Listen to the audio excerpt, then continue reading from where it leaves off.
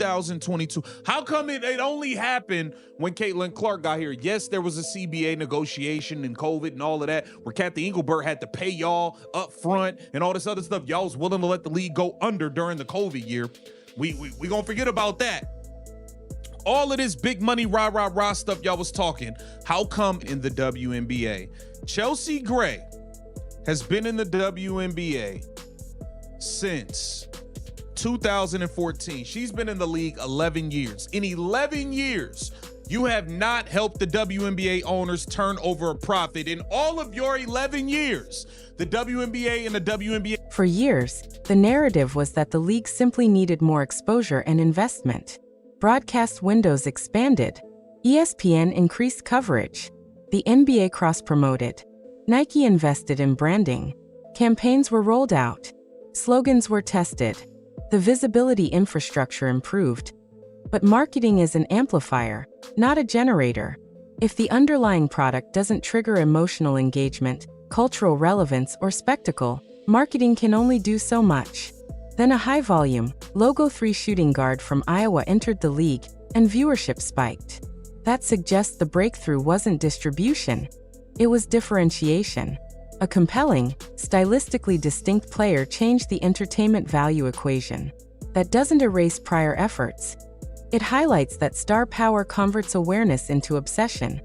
Now, where the argument often oversimplifies is in assuming this means previous stars had no value. Players like Chelsea Gray built competitive credibility and championship legitimacy. But competitive excellence and marketing phenomenon are not always the same thing. Sports history is full of technically brilliant players who are not mass-market draws. Entertainment value, narrative tension, and cultural timing matter as much as skill. On the union optics.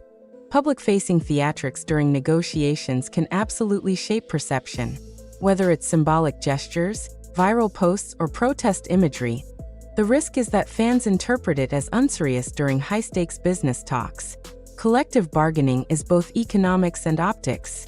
If messaging alienates casual fans at the exact moment new ones are entering, that's a strategic misstep, regardless of the underlying demands.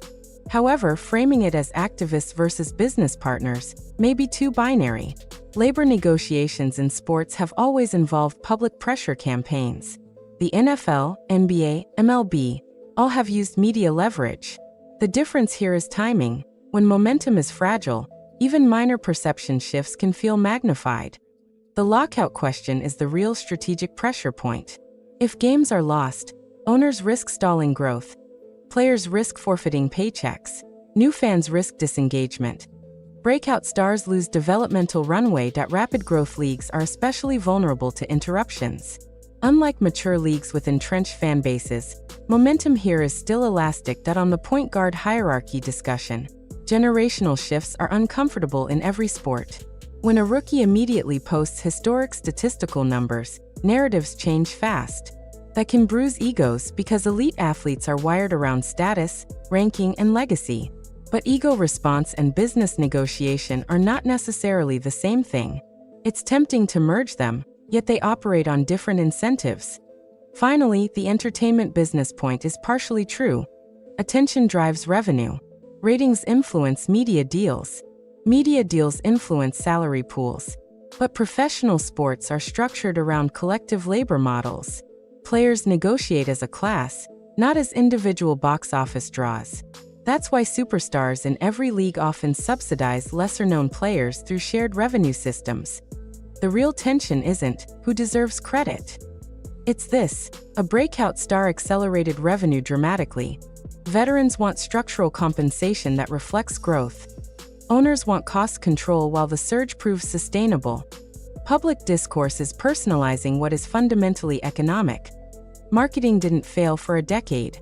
It just didn't have a catalytic figure to magnify. Now that one exists, the smartest move for everyone, veterans included, is alignment, not escalation. Growth phases are when leagues either solidify their future or fracture over leverage miscalculations. The cliff isn't ego. The cliff is mismanaging momentum.